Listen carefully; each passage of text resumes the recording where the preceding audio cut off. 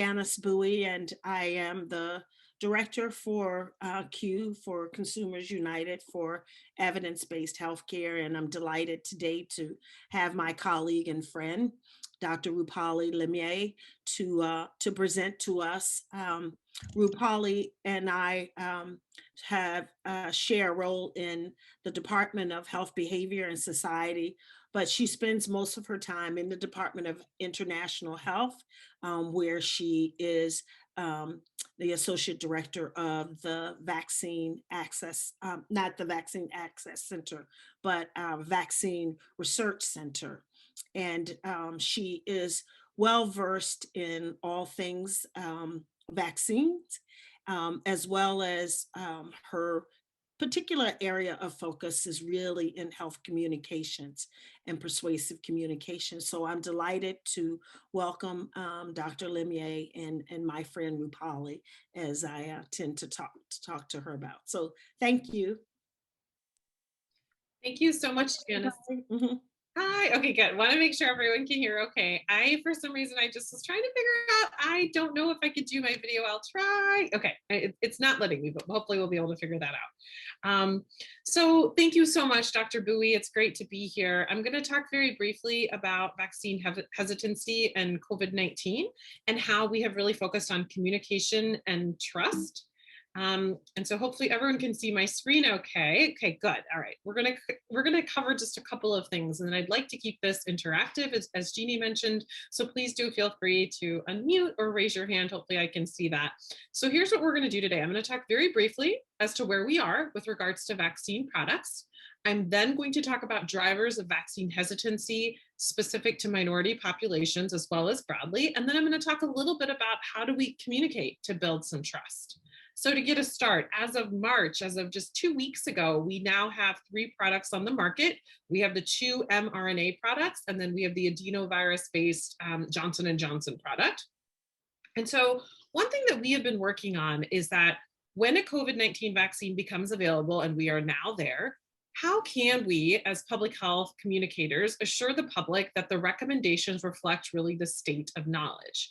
And some of the things that we have been grappling with is that obviously, we are in a crisis. We're in a pandemic. We've had a shutdown for a long time. People are still primarily staying at home. There's a lot of scientific uncertainty. And what I mean by that is that recommendations change. They change because they're reflecting scientific evidence, but that makes people really uneasy, if you will, right? It really causes uncertainty. Another piece that we have been dealing with is that when available measures have a limited effect, meaning you talk to a lot of people would say, guess what? We've been social distancing. We've been wearing masks. We've been staying home. And still we've had over 500,000 people die here in the United States. And that is just really concerning because we're asking a lot and people are still seeing their loved ones get infected and they've been affected by COVID. The other struggle that we've had from a communication perspective, I would say, is that for a large part of the pandemic, politicians, rather than public health individuals, are really the public face of crisis management. And this can cause a real challenge for people as they're trying to determine who to trust and who not to trust with regards to recommendations. And so I want to start, and what I'm showing to you here is a graph that essentially is tracking attitudes and intentions related to the COVID-19 vaccine. This graph runs from the end of February until about mid-September. And this graph actually continues on in the same type of a downward trend. The dark green is all adults, the tealish color is men, and then the reddish color is women. And what you're seeing here is you're seeing US adults that were asked whether they would get a coronavirus vaccine if one became available. And so you can see if you look back at the end of March or so, the numbers are relatively high. If we look at all adults, it's somewhere around 65%. However, if you start to look forward, you start to see quite a bit of change in this. And you can see where we've ended up in September. And as I mentioned, the trend continued downward, where we have essentially less than, it looks like about 50% of the overall population said that they would be willing to get a vaccine, right? So we've really seen a decline in intentions to get a COVID-19 vaccine.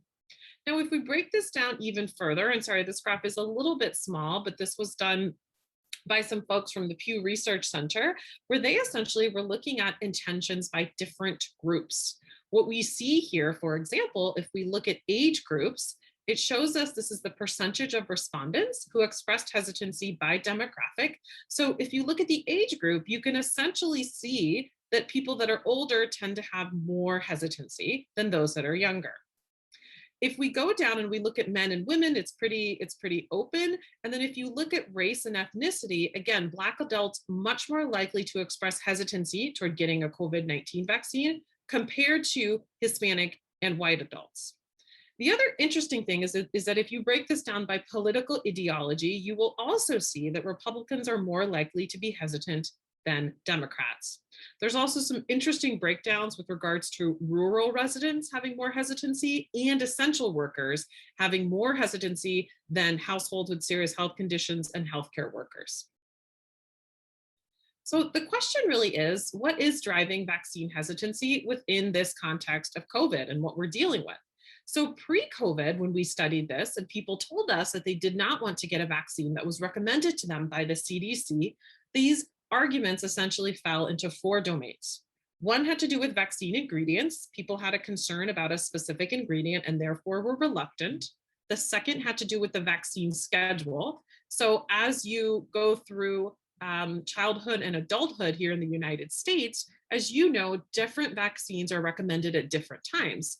So individuals were concerned about the number of vaccines and the number of doses one individual would get over their lifetime. The third bucket really focused on this misperception that individuals believe there is a link between vaccines and severe adverse events, such as autism. Even though this has been soundly refuted, this misperception still remains. And finally, people really had low levels of risk perception. So when you ask someone, hey, are you up to date on your MMR shot, your measles, mumps, and rubella shot? People would essentially say, I don't even know what those diseases are. I don't think I'm susceptible and I don't think they're severe, so I don't really need a vaccine, right? So this was all sort of pre-COVID, the types of concerns that we would hear from individuals. Now, since COVID, we've seen a little bit of a shift here. What we have seen really bubble to the top, I think much more explicitly than we did before COVID occurred, was distrust and lack of confidence. The second was misinformation. And then the third was really this issue of polarization of attitudes. And what I have on the right side of the screen here is just a depiction to show you how we think about vaccine behavior. We know that individuals, that it's not either yes or no. You're either yay for vaccines or no for vaccines. We like to break this segment down into different types of segments, meaning we know there are people, there's a small proportion of people that are philosophically opposed to vaccines. There's a larger chunk of people that we consider vaccine hesitant. So those are people that might refuse some vaccines but are unsure. Those are also people that delay some and refuse some. And then we also have some of those over here right before we get into the accept all, that they accept but they're unsure about that decision, right? So individuals really fall along this continuum. So let's start with the first one, distrust and lack of confidence. And again, I'm trying to break this down so you can see how things have changed over time. What you're seeing here, this is a percentage of US adults who would or would not get a vaccine if it was free and deemed safe by scientists. So what you're looking at on the left side is the numbers in September. And then on the right side, you're looking at numbers in December. And the blue is definitely yes, or definitely or probably yes. And the red is definitely or probably not.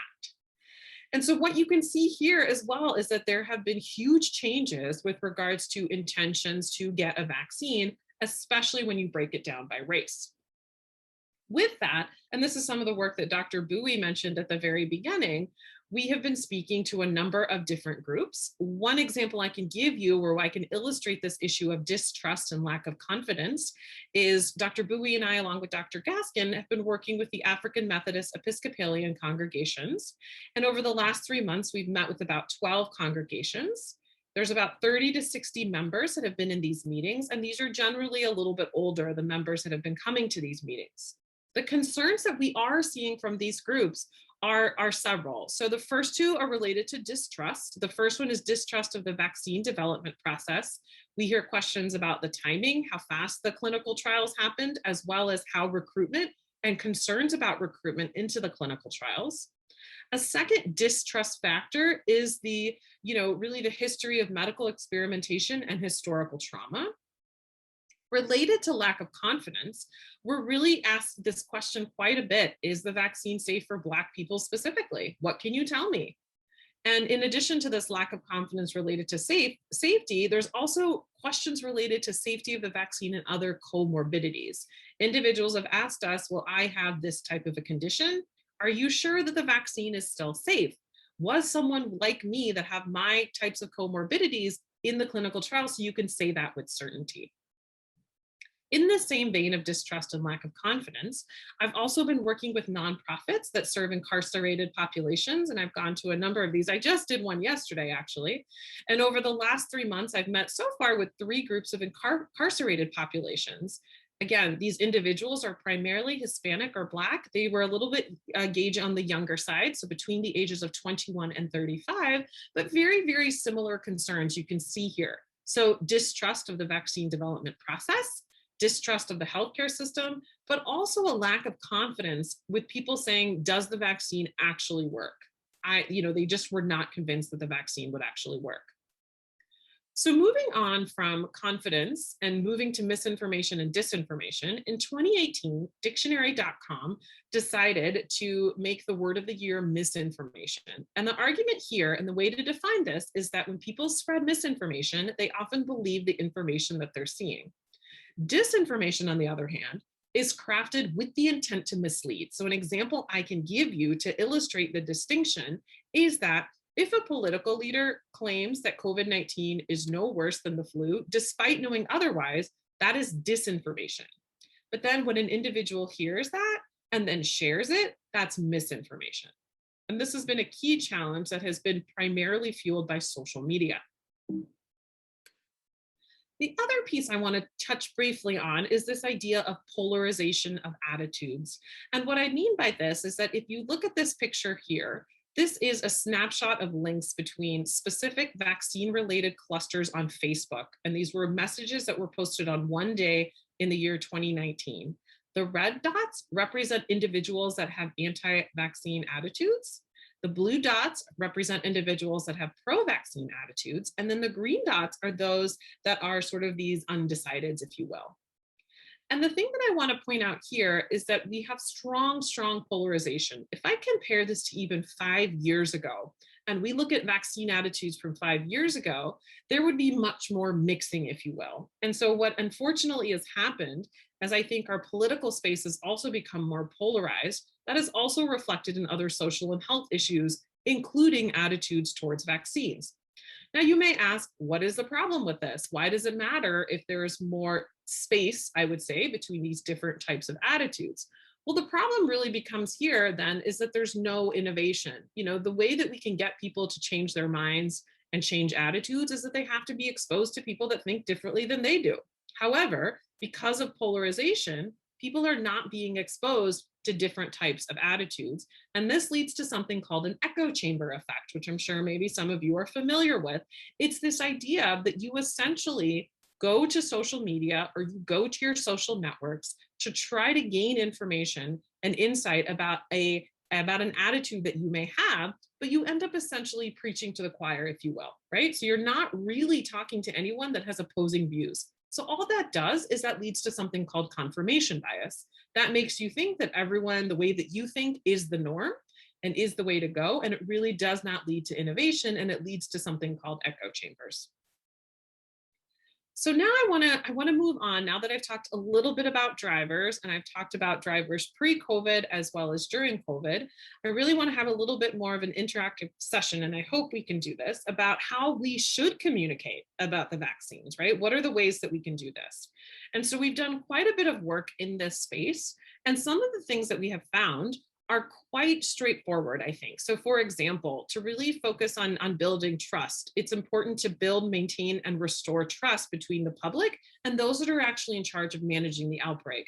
And what I mean by this is, one example I can give you is that when the first 2 products came out, the mRNA products of Pfizer as well as Moderna, it was very, very important that individuals such as public health agencies as well as doctors really talked about side effects related to the vaccines, right? That's being transparent. That's essentially saying that, yes, we have a great product that's very safe, that's very effective. However, you could experience a side effect, and being open about that.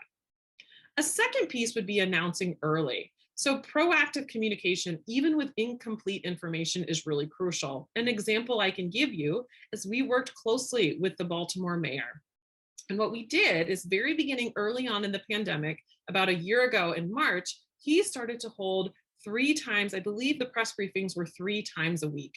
And we helped structure those press briefings. And one thing that we included there was essentially, here's what I know, here's what I don't know, and here's what I'm asking you to do. And we asked him to include these 3 talking points in every single briefing to, again, to be very, very clear about here's what we know, here's what we don't know, even if it's information that might be incomplete. And that was really to continue to build trust in the response.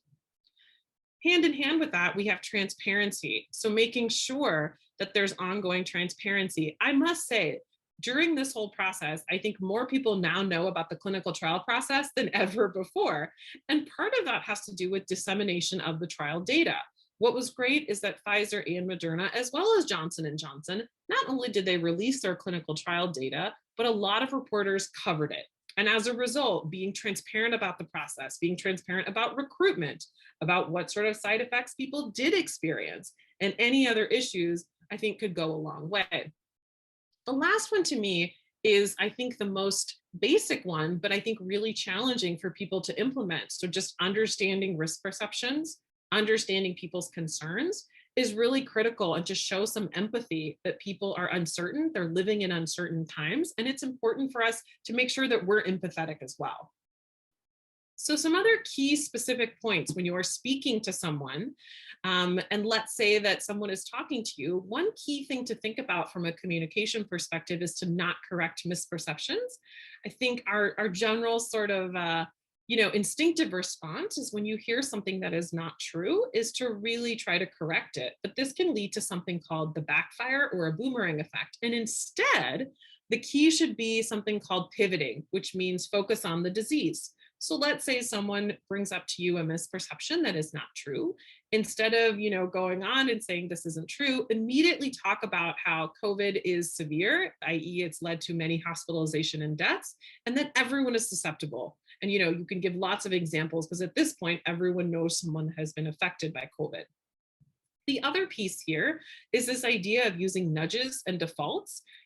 For many people, and I think a lot of people don't know this, but vaccination is the norm. The majority of people vaccinate, and they understand the importance of vaccination. And so it's really important to not, I think, frame it as an exceptional behavior, but instead frame it as a normative behavior. And then the last piece, as I mentioned earlier, is really focusing on this empathy piece, is that listening to people's concerns, being very patient, understanding that there is uncertainty and people have a lot of fear and anxiety. And so any way that you communicate with people, making sure that you're using that lens is very critical. So I want to talk very quickly what types of appeals, what types of messages that we have seen so far. And I'd love to get some of your feedback on some of these and hear your reactions. So let me start. So one, as I just mentioned, is this idea of nudges and defaults. We have done this specifically within the childhood vaccine space, as the illustration I'm giving you here. So this is from the CDC. And the argument here is that you assume parents will vaccinate. As I mentioned earlier, vaccination is the normative behavior. So you automatically assume that they will vaccinate, give your strong recommendation, and then really listen to and respond to parent concerns. So that's one appeal that has worked. An example I can give you that has worked in the COVID context, where I can show this to you, is if you guys look at the middle column of this graphic, this whole idea of 3 of 4 healthcare workers get flu vaccines, that is indicating to people that it is the normative behavior, and you make the assumption that people are going to vaccinate. So that's one way this has been applied. Another way that has been applied is this idea of communicating to the benefit of the community. And this is really critical when especially you're talking to groups and communities of color that are really, really wanting to make sure, and I think honor really the community benefit of any type of an intervention. And therefore, the way you do this is that any effective message should convey that the desired behavior is not just an individual choice that affects you, but it's really good for the public good. So I don't know if you all remember, but about a year ago, there was these trending hashtags like stay home, save lives, flatten the curve. And really what you do here is you invoke the risk that by not engaging in the desired behavior, that you're putting people you know in the community at risk. And that's really the appeal. So I want to ask about this one, and I'm curious before I go further. I'm wondering if anyone has any reactions to this one. So maybe I'll pause here for a minute to see if anyone is willing to share their thoughts on this. And attendees can unmute themselves if you do have something to share. Rupali, I think you should also be able to turn on your video now if you. Oh, sure. Yes, I will try. See if you guys can see. Yay. Okay. You can see me, hopefully. Okay. So yeah, does anyone have any thoughts on this? Any idea as to why perhaps this was an appeal that might work? Oh, yes. Peg. You're up, Peg. Can you unmute yourself?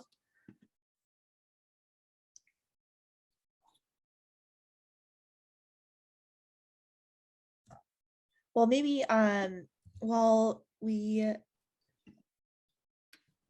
Hi. Hey, Peg. Thanks for your patience, all these buttons and stuff. No problem. Yeah, when I look at this, my initial response is it's too predominantly on a physical reaction for somebody to fight somebody. And I think that we ought to be careful on that, especially with the climate of political stuff going on right now. So I understand the premise behind this. I'm just concerned it's a little too heavy on the, it would get a different reaction from a lot of people. And Peg, I'm so sorry. Could you actually say your name and your organization as well? Sorry, Rupali. Oh, it's okay. I'm sorry. No. I'm co-founder and past president of the Ovarian Cancer Alliance of San Diego. Wonderful. Well, thank you so much, Peg. And I agree. I really appreciate your observations on this with regards to linking it to sort of, I think, larger rhetoric that we're seeing.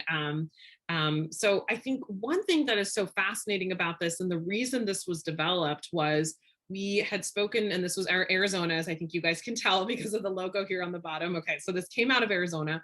And one thing that what individuals were finding in Arizona was that a number of men, a number of Hispanic men really did not want to wear a mask because they did not feel that it was masculine.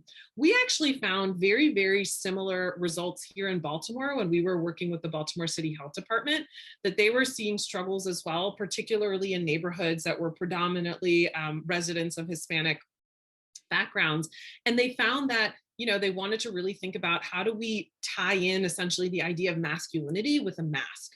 And with machismo was really the word that the BCHD was really working on. And that's the reason they came up with this, to say, go ahead, tell me my mask looks weak. And it's essentially illustrating to individuals, as you can see, an individual that is, he looks strong, he looks physically strong, but he's still wearing a mask. So trying to convey that you can still be this masculine man's man, but still continue to wear a mask, right? Was the idea and the appeal behind this.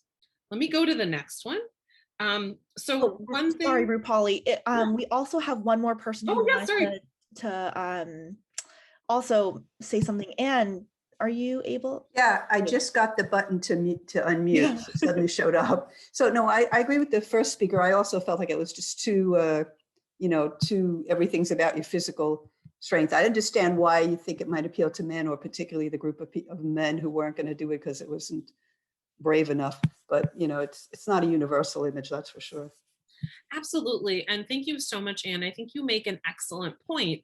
One thing that we have learned from a communication messaging perspective is that it's not a one size fits all, right? So we've really got to target and think about what appeal might work for a specific population. So thank you so much for that comment as well. Okay, Jeannie, are there others? I can't see, so. No, you're all set. I didn't want to throw you off. No, you're fine, you're fine. Let me go to the next one, okay? So this was one that was actually done from the Baltimore City Health Department. And for those of us that live in Baltimore, I don't know if you saw these, they really flooded these on social media, also on print. They did bus wraps, they did a number of different ways that they were communicating this message. So this argument essentially that not all heroes wear capes, Some send love to older adults from a distance. Stay home to save a life. I'm curious, what do people think about this one?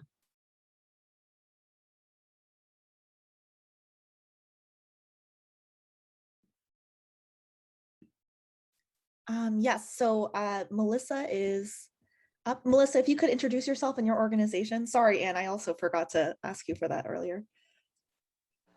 Hi, my name is Melissa, and I'm representing LymeDisease.org, a nonprofit that advocates for patients with Lyme. When I look at this image, I actually think it is relatable. I think that everyone at this point, being over a year into the pandemic, could relate to this, seeing that they have likely had to connect with family from a distance or through a screen. Everyone's become very familiar with Zoom and so forth. So I think that this one probably pulls on the heartstrings of most people. Yeah, thank you so much, Melissa, and thanks for your feedback. That's generally the feedback. So Baltimore City Health Department did a really great job. They did a ton of formative research in developing their campaigns, and they felt this one was a very universal one. I want to highlight just a couple of things, unless there are other comments, Jeannie, and please feel free to interrupt me if there are others. You're good. You're good. Okay. Okay. The other thing I would say with regards to this appeal, the reason that it works is that the ask is concise, it's uncategorical, and it's unambiguous. And what I mean by that is, think about if you are in a shared office workspace.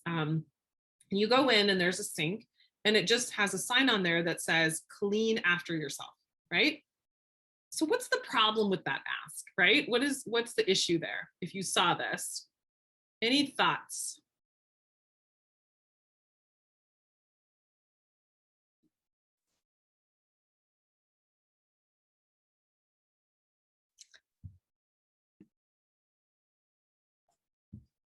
Okay, I'll go. Yeah.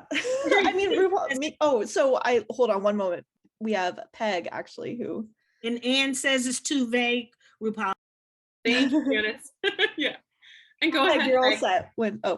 I think that the first one, clean after yourself, insinuates that the person never does. It would take it very personal. The other, do not leave dirty dishes in the sink, that's generic.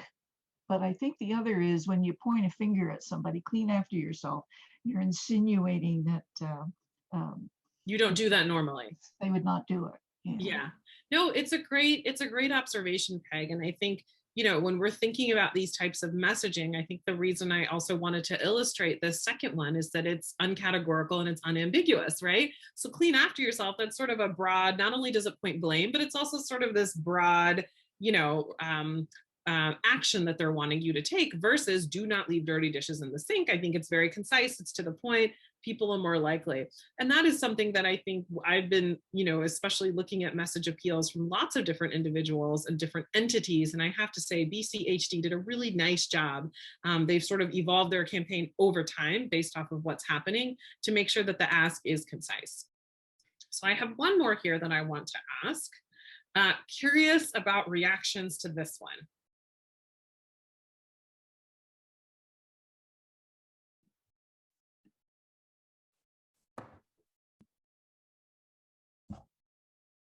Just raise your hand if you would like to pop in with a comment.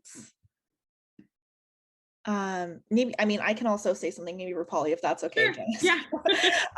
Just to start us off. I don't know, I feel like it evokes a very oh wow, we're all in this together, right? This sort of even like a war mentality idea, this idea that we're we're all on the same team, united against a common opponent. Yeah, I think it's quite powerful, actually. Yeah, no, thanks so much, Jeannie. Thanks for your feedback on this as well. I think that, it's so interesting because I think one thing that I think we've been looking at with regards to appeals, as you can imagine, because I showed you on an earlier graph, we know that there is a distinction between political ideology. Like, we know more Democrats are much more likely to get the vaccine than those that are Republican leaning. Mm-hmm. And the reason that the New York City Department of Health and Mental Hygiene really wanted to push something out like this because they felt that it was unifying, to your point, Jeannie, that it's not, it's not sort of this issue, and appealing to a value such as liberty is very much something that I think resonates well with those that might be more conservative in nature. And so they wanted to make sure that they could try to do something that could really help, balance that out. And I think, Tiffany, you might Yes. have please go ahead. Can you guys hear me? Yeah. Okay. Hi, Tiffany. It's kind of along the lines of this, and I thought of it because of your graphics here, which are amazing, are about New York City. And you've spoken a lot about how politics in the last few years have really polarized public health, and people are getting their information from sources that may not be reliable public health sources. So what do you think about what's happening in the governor's office in New York? And will that affect anything? Even though he's a Democrat, I've been thinking about that, and if that will play in any way into it, or hopefully not. But I wonder if you have a take on that. Yeah, no, thank you so much, Tiffany, for your observation. And I think it's a great question. It's so funny. This evening, I'm doing a March for Science webinar for New York City from 6 to 9 p.m. tonight. And when we had our check-in and sort of run through yesterday, we were talking about that, essentially, and I think there's a couple of things, right? That besides, I think, sort of the harassment claims that also the governor is dealing with, but I think from the context of COVID, fudging of the numbers, whether that is true or not, and essentially saying they weren't nursing home deaths, that essentially they were actually, people were dying in the hospital, to fudge the numbers and categories, if you will, has that undermined trust in the response. What's interesting is that Governor Cuomo, we just wrote a piece on this that was published in a journal called Health Security that looked at communication failures in the first sort of 6 months of the pandemic. And Governor Cuomo was actually sort of put on a pedestal, if you will, for having empathy, for doing a lot of these things that I spoke about earlier, being proactive, announcing early, being transparent. I don't know if you all remember, but he had those briefings almost every day. And people outside of New York, right? Like tuned in and were watching him because he was one of the few leaders that was actually trying to update his populace every day up to what was going on. Now we've seen a bit of this fall from grace, if you will. And, I would be interesting. It's a great question. How is this going to play out with regards to, just vaccine confidence in general, but just generally the response of New York City and the state with regards to the measures that they're asking residents to still take. So it's a really, really, really great question. I don't know if others have feedback that they want to add to this too. Hi, Rupali, it's Janice. I didn't want to react to that specifically, but in the New York Times this morning, there is, I think it's in New York Times this morning, there is another article that is looking at the similar data around the politicization and polarization of the vaccine rollout. And what they found is that a couple of things. One is one study found that while yes, you see differences, just as you pointed out, between the Democrats, Republicans, and even independents, that Republicans underestimate the risk and Democrats overestimate the risk. And so it would be interesting to see if the messaging follows along those same lines, which I would expect that it would. The other aspect of this, and I think Sarah Nealon in our department might have been involved, but there is another study that showed that in the states that had Republican governors versus the Democratic governors also had fewer cases, fewer deaths, better rollouts versus the Republican governors where, there was more of all of those sorts of things, more hospitalizations, et cetera. So I think that there is now, because we've been in this so long, we're getting way more data that's helping us to kind of get a clearer picture. I think what we really need to be focusing on now is also how are we moving, this trajectory to past the vaccination point. What does it mean? We are seeing that the vaccination in some cases is one small study that says it seems to, for older people, holding up to a certain period of time, like you're pretty clear for, some short period of time after. And I think it's going to then raise questions of, are we going to need to be annually vaccinated or boosters? Or what is all of that going to look like? And that's a story for another time. But I wanted to just say, as you were talking about the political spectrum of how some of this data is now looking. So you can take a look at that. And I think also on our homepage at Hopkins, every day we get all the people who are quoted. It's very valuable. You're often quoted as well, but it's very valuable to see all of the different studies, all of the different articles. One can't possibly keep up with all of what's going on in this COVID space. I certainly can, I don't try. But you get back to what you're doing, because you have two questions from Ann Fonda that she'd like to have addressed. So we can talk. I don't know if maybe at the end, Rupali, you wanted to talk about the questions. Oh, she's at the end. Okay, great. So Mhm. Anne, who jumped in earlier with a comment, she had a question about blood clots, which I feel like is also relevant with the AstraZeneca. Anne is talking specifically about the Moderna vaccine.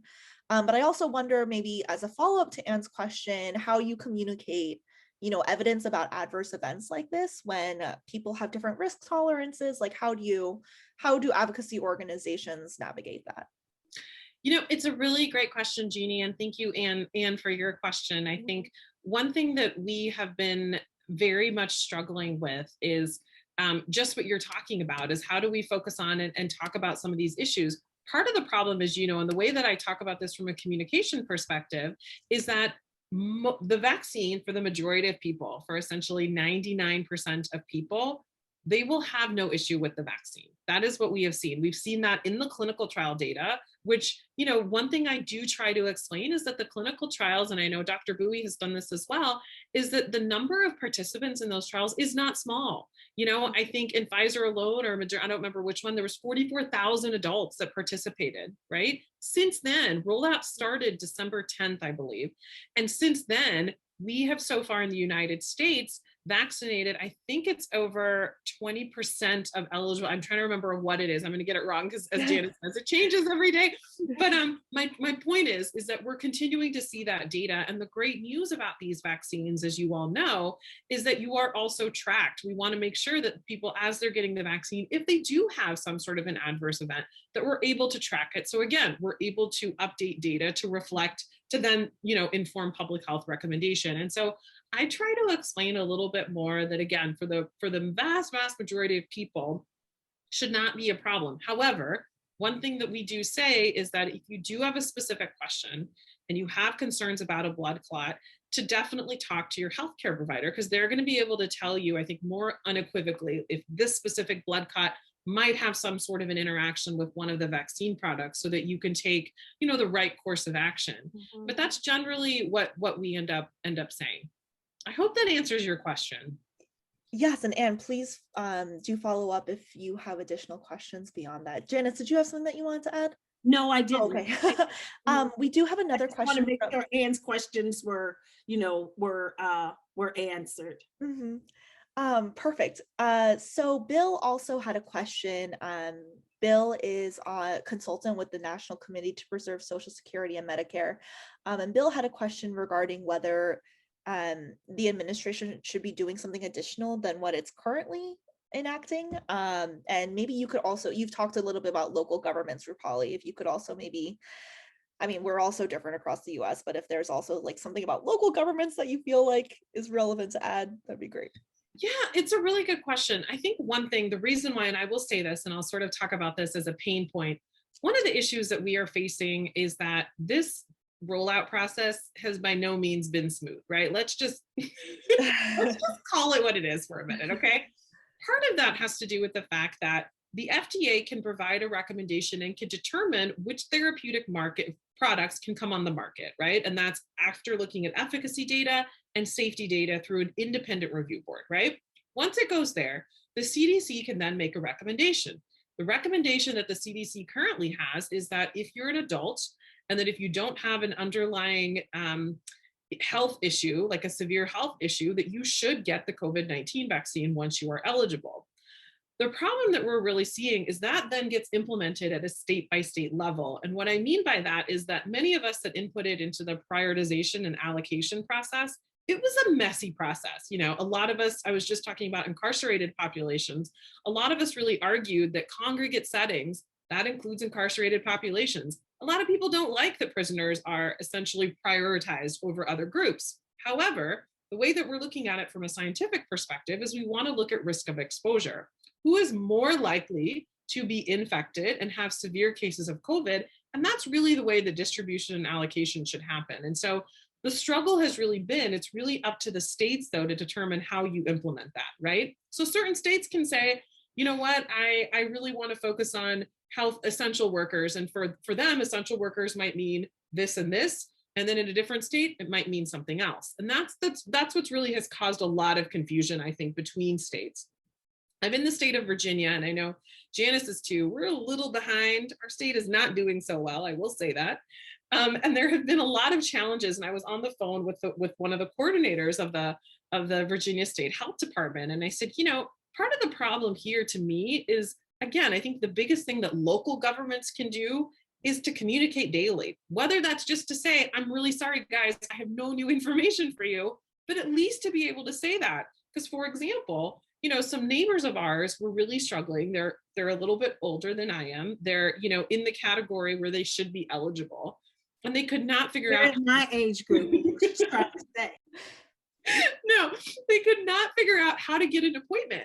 And so I said, you know what, if you guys give me your information, I will figure this out, you know, and essentially, I mean, I have 2 little kids. I don't sleep well already. So I was essentially checking for them starting from like midnight until 4 a.m. I got them slots. But they essentially were like, we would have no idea how to do this. And they're like, where do we go? There's not information that would tell us that we're eligible. And, you know, part of it to me, I think the biggest thing that local governments can do is essentially communicate something every day, even if it's the same information and it might sound like, you know what, we've already done this, we don't know. You would be surprised at how reassuring that is to people, even if it's just to say, hey guys, guess what? We're still in phase 1B. We're gonna be in phase 1B for the near future. It just goes a long way, I think. So a follow-up question on that, Rupali, if I may, on Bill's question as well. What, you know, Q member organizations have such a wide reach with their like particular niche of communities or, you know, the constituency that they serve. And so when they run into these sort of issues, is that a gap that you think advocacy organizations can fulfill, like daily briefings, for example, on social media? What can advocacy organizations do to address that obstacle? It's a great question. One thing that we have done is, so for example, because we're at Hopkins, we work a lot with the Baltimore City Health Department. I've been a part of this communication work group that's really figuring out how to communicate. One thing that we have done is very much amplify the types of messaging that they're putting out. So when they put out a new campaign, I get in contact with people, the Hopkins communication people, they then retweet, post, you know, do all the different messaging and communication channels.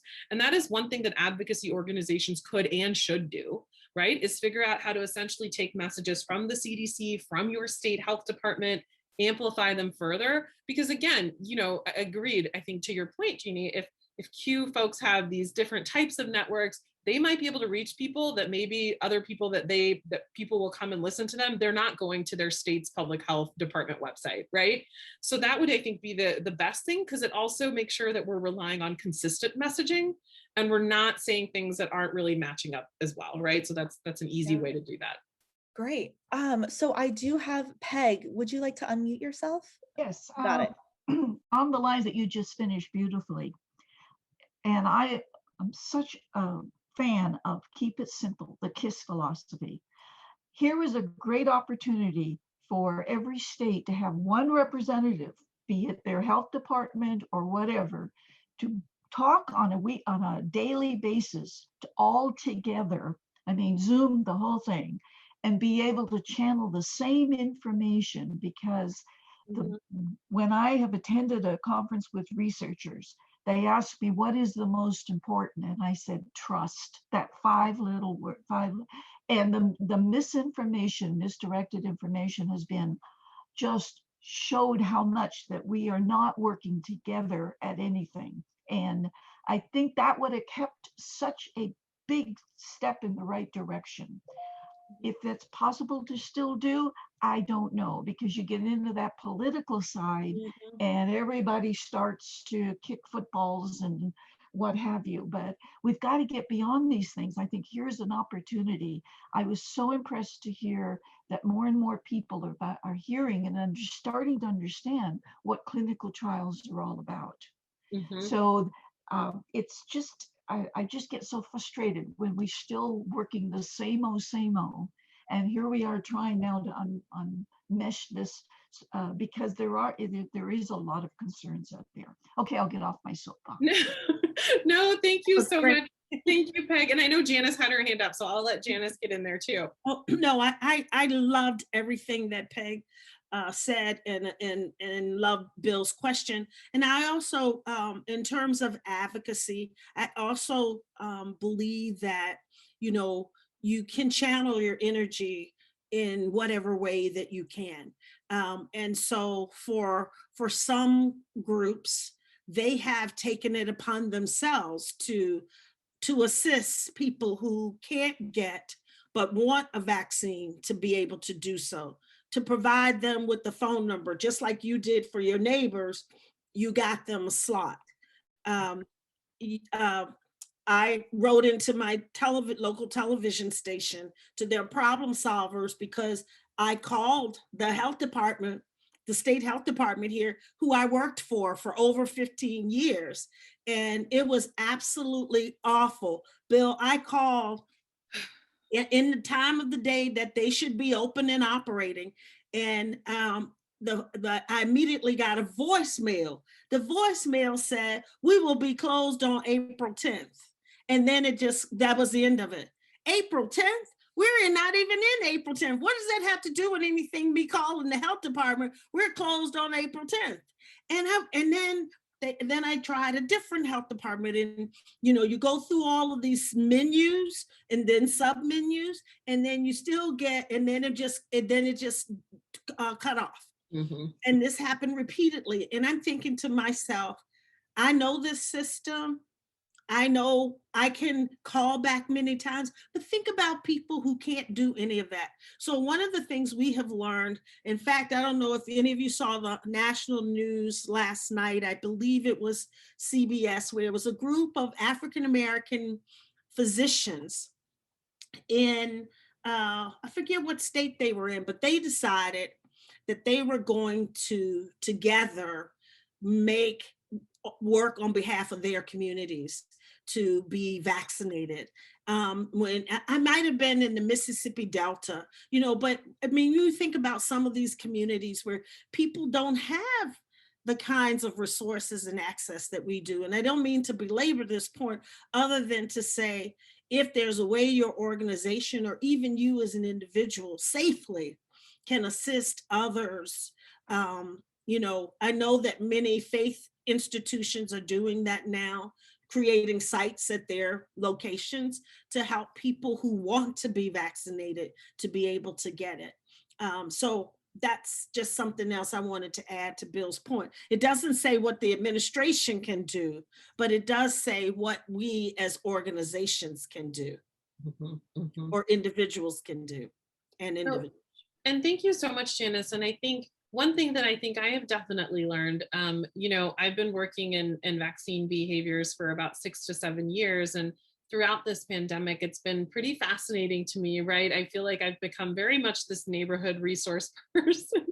I'm sort of on a walk with my daughter, and people are like, oh my God, Rupali, we have so many questions for you, and I think though that everyone, just to Janice's point, even helping someone navigate an online system really goes a long way. And one thing to that point I will say, which I thought was kind of genius, and to Peg's point, I really appreciated this sort of KISS strategy of how do you keep it simple, is that when we worked with the Baltimore City Health Department, a year ago, they had a call in, like a hotline. So where can you get information about testing for COVID? Where can you get housing assistance, food security, all types of things. And one of the things that they came up with, again, a very, I think, simple strategy, but very innovative, is that they decided, instead of, they posted it online, right? They put it on social media and all of that, but then they also included just a flyer that had the hotline number, the services that it offered, that they included in folks' utility bills, right? So to me, again, not a huge thing, but it went a long way, because it was essentially disseminating and giving it to people, because they knew every single person, every resident in the city gets a utility bill, they get a water bill, right? So they just put it in the back of the water bill, and that really helped kind of create awareness. And that's one thing that we have been doing, is we've been advising states on how to disseminate and get information out. And the key thing that I continue to say is that the dissemination strategy really has to match where people are, right? So if you're talking about wards 7 and 8 in DC, you can't do this online business, right? Like, you've got to do a door-to-door campaign. And, prior to this vaccine work, I mean, I was overseas for a huge proportion of my life. That's how people get vaccinated. Literally, people go door to door. They vaccinate everyone in the household that is eligible for that particular vaccine. And that's the way it's done. The great news is that states are moving in this direction. Maryland is putting together this new, I think it's called Maryland Health Corps, which is essentially like a healthcare worker that essentially will serve as a resource for you. That's more door to door. New York is doing the exact same thing. They're hiring 10,000 people to become part of the New York Health Corps. And so I think, again, some of these solutions to me are not crazy. They're not complex. They're very straightforward, but it's something that we need to figure out so that we can meet people where they are, instead of assuming that everyone can get up at 4 a.m., right? And get on a phone call and hang out on hold for 2 hours, or poor Janice, navigate through a gazillion submenus. It's just, exactly. We're very lucky that we have the resources to do that. And so how do we continue to simplify? Access to information is important. The other piece that we have argued is that we should make sure, if possible at some point, and I know states are toying with this, really having distribution of the vaccine through an employer, right? So bringing individuals, nurses to a specific site, like a construction site, getting all the workers vaccinated that way.